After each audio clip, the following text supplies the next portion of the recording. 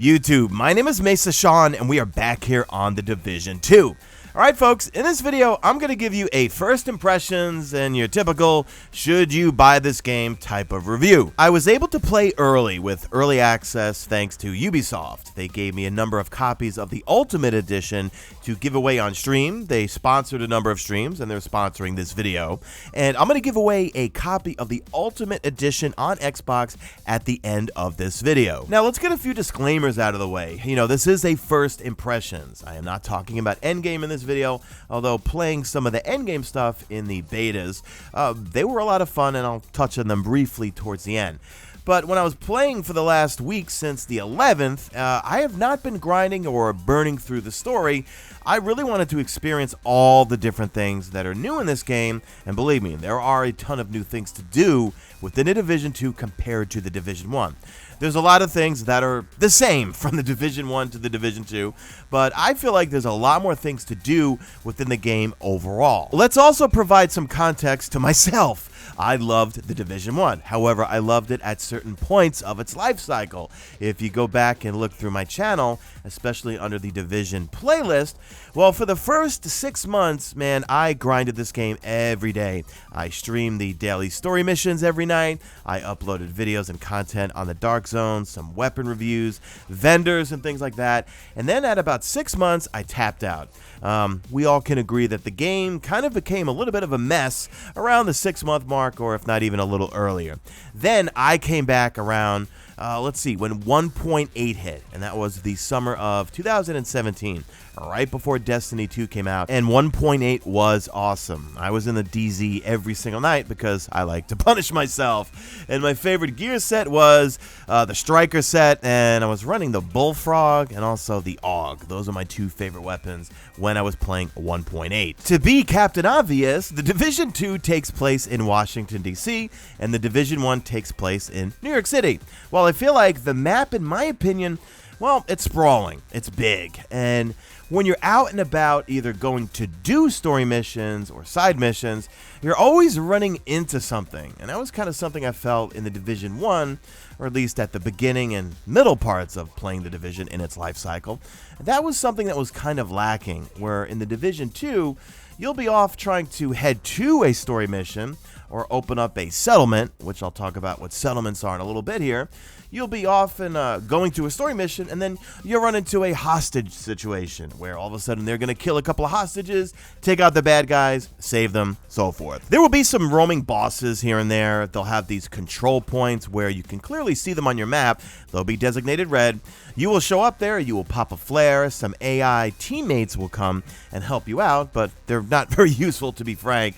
You'll take out some waves of enemy, a boss will show up, kill the boss, you get some XP, you get some crafting materials, and possibly some loot drops. But overall, the open world just feels more alive than it did in the Division 1. You're also looking for these what's called shade tech caches, and usually when you're going to try to find one marked on your map, and every time you open up a settlement, it will also mark a whole bunch on your map, well, you run into a lot of bad guys, and usually they will drop some loot for you. The story missions in the Division 2, they are impressive. I feel like they're longer and, I don't know, just a little more engaging than they were in the Division 1. Some pretty unique and beautifully crafted locations, but let's be frank, guys, they're not reinventing the wheel. Most of the story missions involve the same thing. You've got a set of dialogue you're going through, you're moving forward, you're killing enemies, then you restock at a restock box or whatever it's called, move on to the next room, kill a bunch of bad guys, you make it to the end, and there might be some mechanics where, okay, you're opening up some valves or something, but it usually involves some big old yellow bar bullet sponge, and once you kill him, then the story is done. But the stories feel longer, they feel a little more difficult, and the enemy AI feel like they're a little smarter than they were in the Division 1. One thing I was hoping they would improve on, and they didn't, is the movement and the shooting. It's pretty much the same, or at least it feels the same for me. The movement is still a little clunky, however, it is a cover-based shooter. You want to go from cover to cover and shoot. However, I feel like so many times when I'm out in the open, I'm trying to sprint and using a controller. Yes, I am a console pleb. that still gets annoying just like it did in the Division 1. Whereas when I watch this game on PC, it always looks like they have such ease when it comes to getting out of bad situations, of moving back and forth, sprinting, running forward. So the mechanics are still the same, but I wish they made it just a little bit more fluid in terms of not always being in cover. You know, sometimes you like to be out of cover and laying it to adds or enemies and being able to run out of a situation. They also changed up the med kits, which the med kits I'm not feeling the way they're doing. Well, they're not called med kits anymore. Okay, so in the Division 1, you had what's called med kits. When you were low on health, you simply pressed whatever on your D-pad, and you would heal yourself instantly almost. Now you have what's called armor kits, and you have to hold down the D-pad, and once you make it to the end of that, well, then you get all of your armor and your health back. That is really annoying in the Division 2, because there was so many times in the Division 1 where, yeah, you're out in the open, you're not in cover, you want to actually sprint and get out of there, so you'd pop a med kit and you're back to health. But no, you can't do that. You really, well, I guess you could say there's more strategy in your movements, but at the end of the day, I'd like to have a little bit more freedom in terms of actually not being behind cover all the time. That gets a little old. Now, in terms of your abilities or skills, you've got some old ones returning from the Division 1 and some new ones. Like the old ones would be the turret, you've got your seeker mine, you've got also the good old pulse, and then you've got some new ones like the chem launcher, you've got the firefly, the drone. I found myself using the drone called the fixer drone, where you put it on yourself and when you're low on health, you just pop it and it will hover over you and it will continuously heal you. I tried some of the other skills, but I found myself just using the seeker mine and the turret. I tried some of the other ones like the chem launcher. There are drones that will actually attack the enemy. Hive was a pretty cool one. But what I found was just in general, some of them were just slow and clunky. I'll give an example for the turret. When you drop the turret at your feet, okay, that's quick. However, when you go to place the turret in front of you and aim it somewhere or plop it down further away from you, it just felt so slow the way he actually aims it and actually throws it. Same thing with the chem launcher. You could just pop the chem launcher and press your right bumper or wherever you had it set to, or you can aim it, and even then it felt kind of clunky, and by the time I fired it at an enemy, they were already out of the way and off and running, so I kept missing a lot. But the skills, they're cool, but really nothing new here. But you could also unlock different versions of each one of these skills when you go into the menu for each skill. You also have a number of perks that you will unlock with what's called Shade Tech. And that Shade Tech you get from completing activities, but also finding it out and about in the world. But from there, you can unlock a whole number of things. How many grenades you carry, how many of those armor kits you carry, but also a number of things like magazines, muzzles, grips, sights, scopes, things like that. Now, you can also get those things out and about by completing some missions. There was a particular side mission that gave you an amazing magazine for your assault rifles that bumped up your ammo to 60 rounds in the magazine. But you can get these basic ones with your perks, or find them, or even craft them with blueprints. And all of this is done at your base of operations, which is the White House. The base of operations, I don't feel the same connection to that I did within the Division 1, where you would go to the base of operations and everything you wanted to do, it was all there.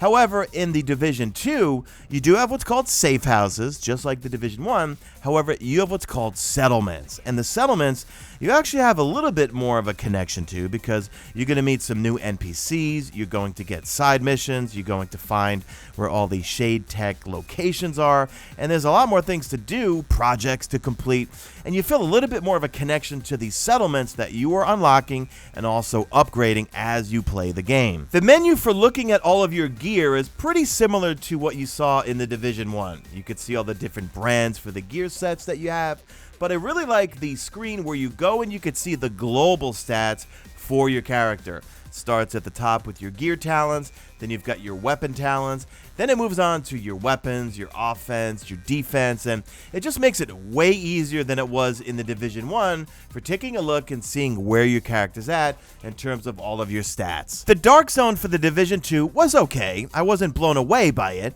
but at the same time it seemed a little sparse because I had early access and there wasn't that many people playing. But one of the things I still don't like is that you have to manually make yourself rogue by either pressing a button or cutting the rope of someone's loot that they're trying to extract. A lot of the gear that you get from the Dark Zone, well, you don't have to extract it. You clear a landmark or you kill certain bosses, or at least I think that was happening, and it goes right into your inventory. There's no actual extraction. I cleared a number of landmarks and it went right to my inventory, and I was like, wait, I only have one blue item, yet I got a purple and a high end that is right in my inventory? That I'm not a big fan of. I feel like everything you get out of the Dark Zone needs to be extracted because it just adds a type of urgency to it. Remember the days of the Division 1 where at the beginning of the Division 1, you'd go into the Dark Zone and everything you picked up you had to extract, and there was that fear of, man, I gotta go hide out for a little bit. I know there's a roaming pack of 4 who are looking for me. Should I go to this extraction zone? Should I go sit in a safe house for a little bit and wait for it to die down? So the Dark Zone, it's okay, but nothing I was blown away by. Now, speaking of the Endgame, since I did not play the Endgame other than what was in the beta, and I highly recommend, if you get this game, take your time. Do not burn through the story. Go to an area, clear all the side missions, get all the Shade Tech caches, do all the different various things aside from the story missions because you will really make the most out of this game. But there will be raids, there will be strongholds, and they said that there's going to be tons of updates that will be free for all players. So other than that, there's really not much else I could talk about. Other than that, well, I really like the game, and let's get into whether you should buy it or not. If you enjoyed The Division and liked 1.8, that's a no-brainer. You will love The Division 2. It's a ton of fun, and it's like 1.8 on steroids, but with a lot more things to do. If you enjoyed The Division but tapped out early on, you might want to give this game a try, because if you enjoyed the overall mechanics of playing in third person, really putting some time to think about your loot, looking into the stats and the percentages of the things that you pick up, and it's the type of game that, man, you just shut the lights off, you're in front of your screen or sitting on your couch, and man, the hours go by because there's just so much to do in the open world. I think you'll probably like this game. If you're not a big fan of third-person shooters and are mainly a first-person shooter, might not be the game for you. Because a lot of my friends who were fans of first-person shooter games just can't get past the third person. They like all the loot, they like all the things to do in the game. It's a beautiful open world, lots of things to explore. That's great and all, but the third person and the cover shooting, to them, can get a little old rather fast. So if you like that, and also I think the whole bullet sponge thing also does get a little old sometimes. You know, it's not like when we play Destiny 2 and we have a boss, well, it's some sort of monster or something with different abilities. Well, so far all the bosses that, or at least the ones that I've encountered, have been the same. Some big guy with a big health bar and a big shield, and everyone's shooting at him over and over and over until his shield breaks and you're dead or he's dead. Time to give away a copy of the Division 2 Ultimate Edition for Xbox One. What I need you to do to enter is follow me on Twitter at Mesa, then leave me a comment and a like. In that comment, just, I don't know, leave me a comment of something that tweaks your interest in something that I discussed in this video or something that tweaks your interest in this game. But also within that comment, be sure to leave your Twitter handle. This way, when I randomly pick a winner, I'll find your comment, I'll find your Twitter handle, and I will DM you the full code for the Division 2 Ultimate Edition on Xbox. That's it for me, guys. Leave me a hashtag made it to the end if you did make it to the end. And do me a favor, drop a like in this video only if you see fit. Follow me on Twitter at Mesa. Check out my stream, usually and always on YouTube. And that's it. I am out of here like Vladimir.